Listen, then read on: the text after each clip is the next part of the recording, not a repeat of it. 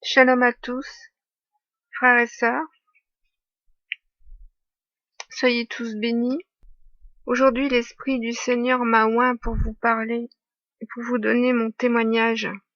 L'Esprit m'a dit d'une grande ferveur en ce qui concerne la vérité de sa parole. Avez-vous reçu l'amour de la vérité? Voici la question que je dois vous poser. Avez-vous reçu l'amour de la vérité? Car il est dit que ceux qui n'ont pas reçu l'amour de la vérité reçoivent une puissance d'égarement par Dieu. Vous trouvez ce verset en 2 Thessaloniciens 2. Alors cela commence au verset 9. L'apparition de cet impie se fera par la puissance de Satan, avec toutes sortes de miracles, de signes, de prodiges mensongers, et avec toutes les séductions de l'iniquité, pour ceux qui périssent, parce qu'ils n'ont pas reçu l'amour de la vérité pour être sauvés. Aussi Dieu leur envoie une puissance d'égarement, pour qu'ils croient aux mensonges, afin que tous ceux qui n'ont pas cru à la vérité, mais qui ont pris plaisir à l'injustice, soient condamnés. Je sais qu'il y a des chrétiens qui rejettent ce verset, et pourtant, ce verset nous a été laissé par Paul, qui était oint par l'Esprit, et qui était sous l'onction de la parole et de l'Esprit de Dieu, et parce que cet homme était sous l'onction de la vérité. Et moi je vous confirme que, par l'onction de l'Esprit que j'ai moi-même reçue par mon baptême, par ma nouvelle naissance, je vous confirme que ce verset est une parole de vérité. Avez-vous reçu l'amour de la vérité? Combien de fois Dieu me dit, lorsque je parle à des hommes qui ne reçoivent pas mes paroles, Dieu me dit, cet homme n'a pas reçu l'amour de la vérité, c'est pour ça qu'il ne te reçoit pas, car il ne recevra pas ton témoignage. Effectivement, ceux qui ont reçu l'amour de la vérité reçoivent le témoignage de la vérité. Ils le reçoivent dans leur cœur, parce que la parole doit être reçue, sachez-le. Recevoir le baptême, c'est aussi recevoir la parole. Si vous recevez la parole, si vous recevez la vérité, vous êtes sauvés. C'est ce que dit d'ailleurs Paul.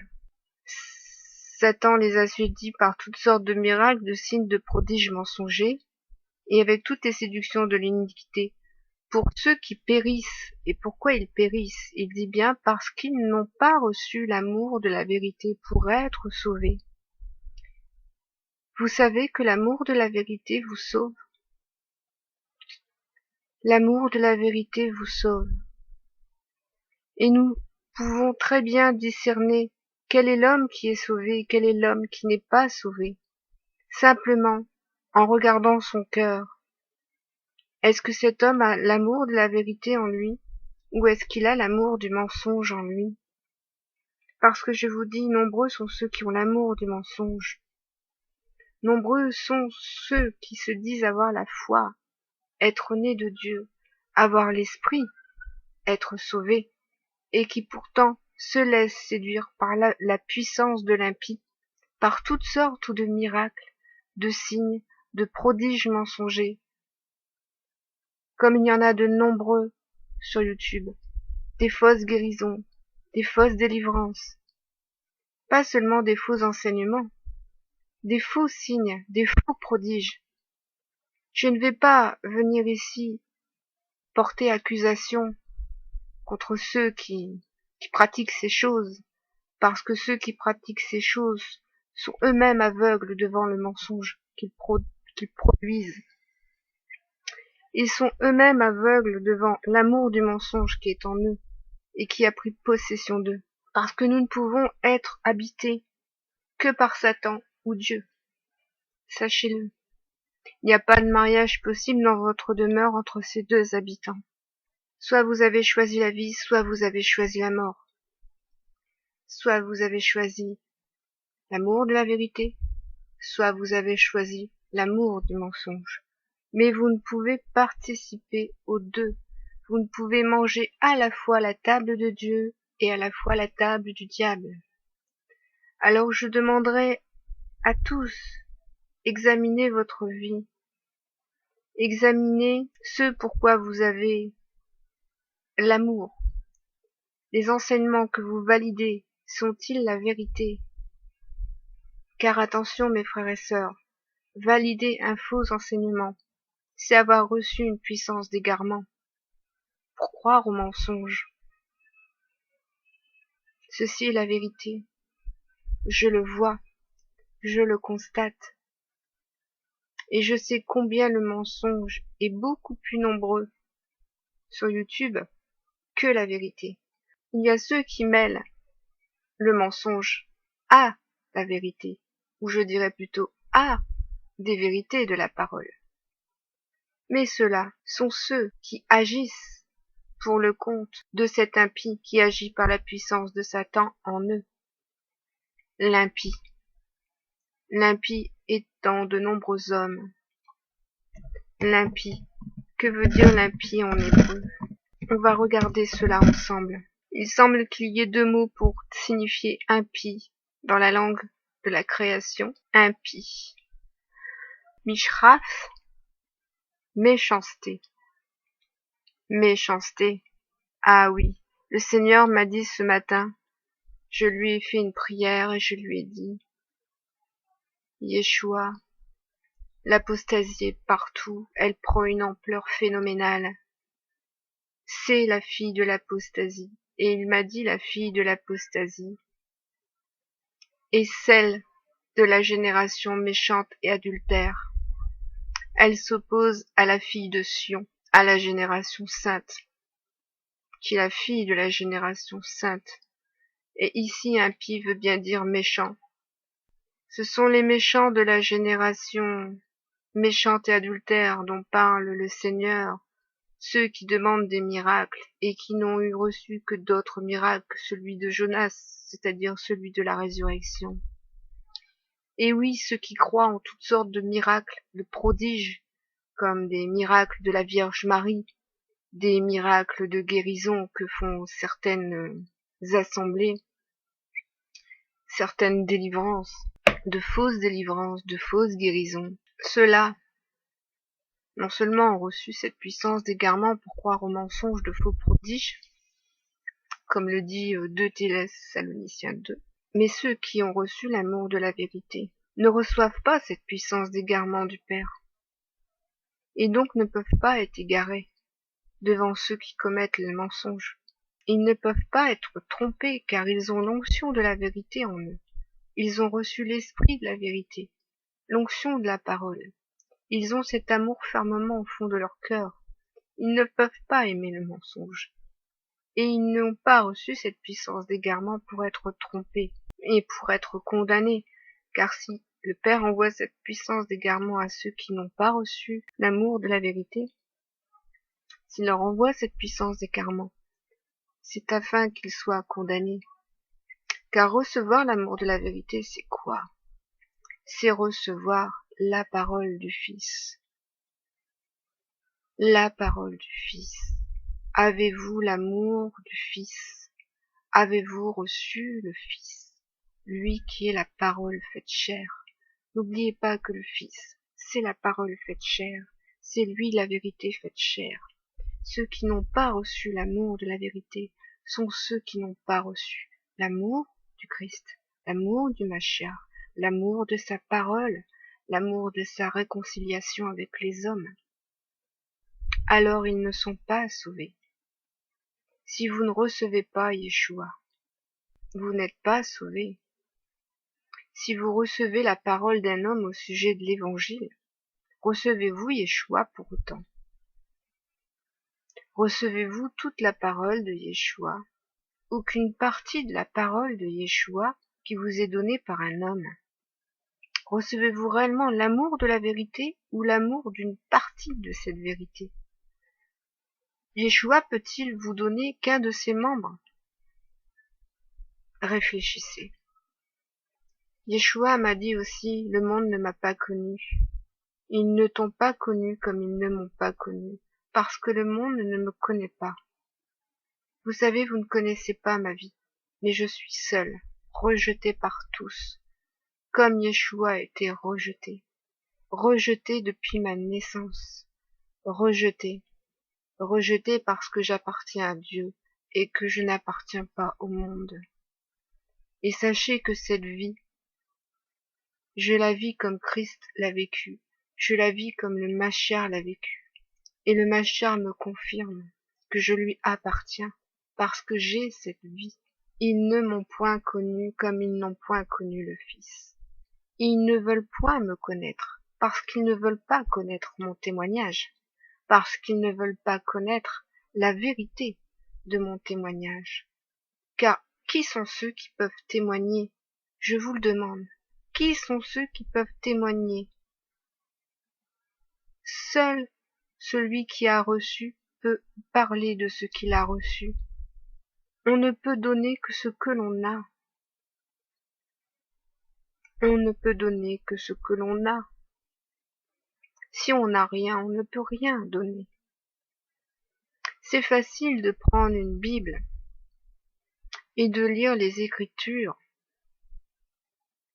Tout le monde peut le faire. Même un athée peut le faire. Une personne qui n'est pas sauvée peut le faire. Tout le monde peut lire la Bible et parler de ce qui est écrit dans la Bible. Mais où est le témoignage de cette personne? Le témoignage de la parole vivante en elle? Le témoignage de l'esprit qui l'a oint? Où est le témoignage de cette vérité qui doit être donnée à tous, afin que tous vivent? Vous savez, le Père m'a dit et m'a montré certains hommes comme des voleurs. Des voleurs. Certains enseignants sont aux yeux de mon Père des voleurs. Ils volent sa parole pour en faire la leur. Et ils marchandent même avec sa parole, en vendant leurs enseignements. Ils font du marchandage avec la parole de Dieu. Le Père m'a montré cela. Ce sont des voleurs. Ma parole ne se vend pas, elle donne la vie gratuitement. Vous avez reçu gratuitement, vous devez donner gratuitement. Si ces hommes ont réellement reçu une révélation de Dieu sur la parole, ils l'ont reçue gratuitement. Ils doivent la donner gratuitement. Ils ne doivent pas se faire payer ou faire des livres ou des cassettes audio ou des CD pour se faire de l'argent. Ce sont des marchands et des voleurs, des pilleurs, des pilleurs. C'est du pillage, m'a montré le Père, du pillage. Est-ce que moi je prends la parole de Dieu pour vous l'expliquer? Non, je vais vous prendre un verset, d'accord?